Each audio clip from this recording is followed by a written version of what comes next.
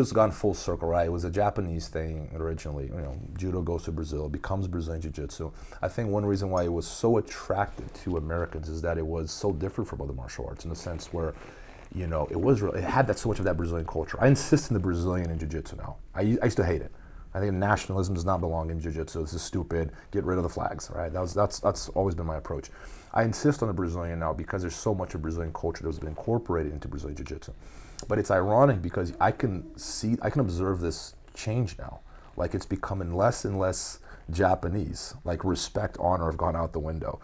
Like people, they used to be like, master, may I learn from you? I am privileged to be in front of you and learning from you, master. Now the students are like, what are you going to do to keep me here? I'm special. I got 1 million followers. Like that's kind of like the mindset of the new generation. If things got flipped on its head, like it's almost like the instructor should feel lucky to have good students in his gym, right?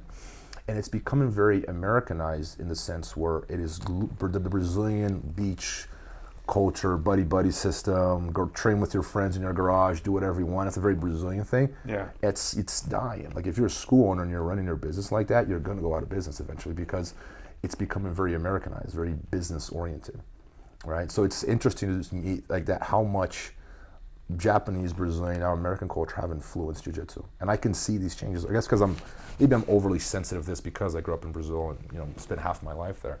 I can see these changes, like the Brazilian way of running a gym, of being in the gym and just hanging out with your buddies and showing up late and doing whatever you want. It's a dying breed. Like I think 10, 15 years from now, it's going to be run very, very business-wise. And if you're not doing that, you're going to be out of business. That's one of the thing you talk about, the respect and what I call like the virtues of the martial arts. It really bothers me when I see it slipping away, right? Like, I had posted something online. I think it was when Herbo Santos, he had that little... Threw a fit with Felipe Pena, yeah. Fit with Felipe Pena. Yeah. And he came out and I guess one of the guys said something to him and he got upset and he charged somebody else. By the way to heal a knee, right? Yeah. Have someone yell at you, like your knee just gets better. Like what? I should have done that. Yeah, just have someone yell at you. So yeah, that was ridiculous. Yeah. There was no excuse for that whatsoever. And I comment, what a poor reflection of a black belt.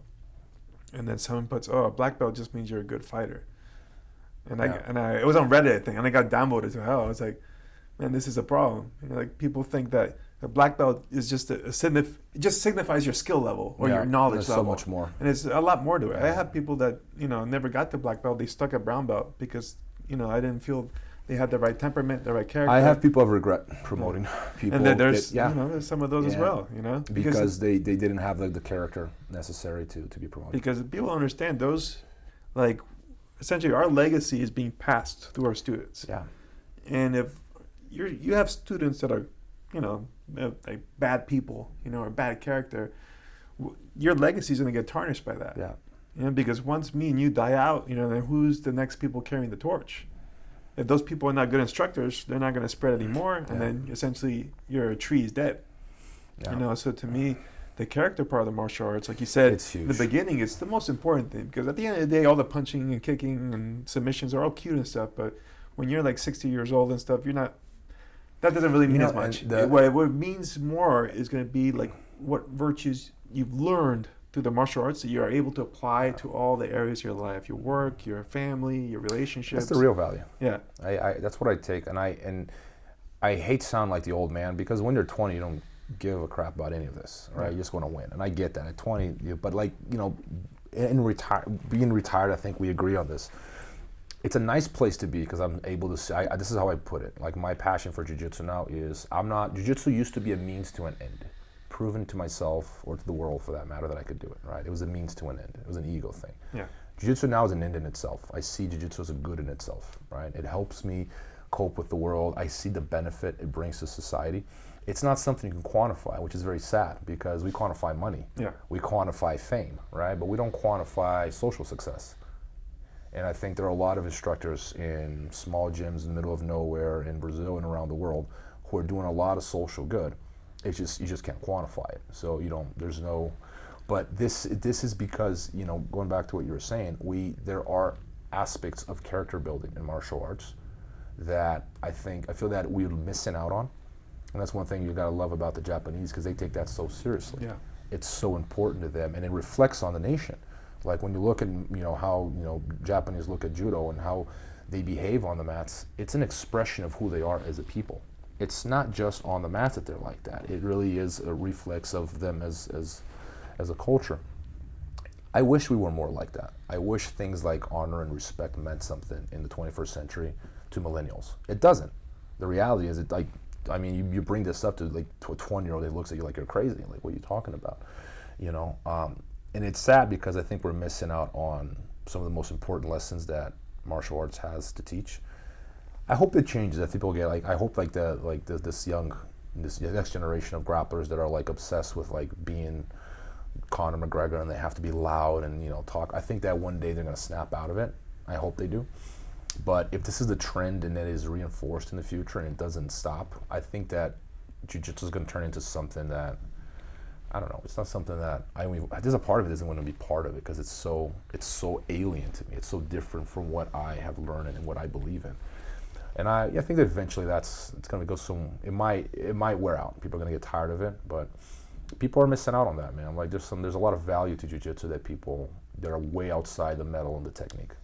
100%. To me, what I pose to people a question as a black belt yourself, how much money would I have to pay you to take away that black belt from you? Oh, you couldn't pay me. Exactly, it's priceless. You can't. My experience, what I've lived, there's no money you can give me. Exactly, it's a priceless thing. That's why you can't quantify it. That's an interesting. I've never thought about that. Yeah. How much money would you have to give me to give away my black belt, my jiu-jitsu experience? No, because right now, if you strip that from me, I'm dead. I'm dead. I have no identity. I'm a totally different person. Yeah. So it's part of your identity of who you are. Because, for me, I didn't start I came to be a man, so to speak, when I started wrestling. Because wrestling's the first true martial art I felt like I got into. And it showed me the virtues of hard work, discipline, respect, humility. And I carry those everywhere I go in life. When I do stuff at work, in my relationships. So, like I said, it transcends everything. Yeah. So I've always carried that with me. And my brother and I, when we teach and all that, we always do, when we gym in Miami, we just actually promoted one of our black belts, someone to black belt after 15 years. So he's our 9th black belt that we produced.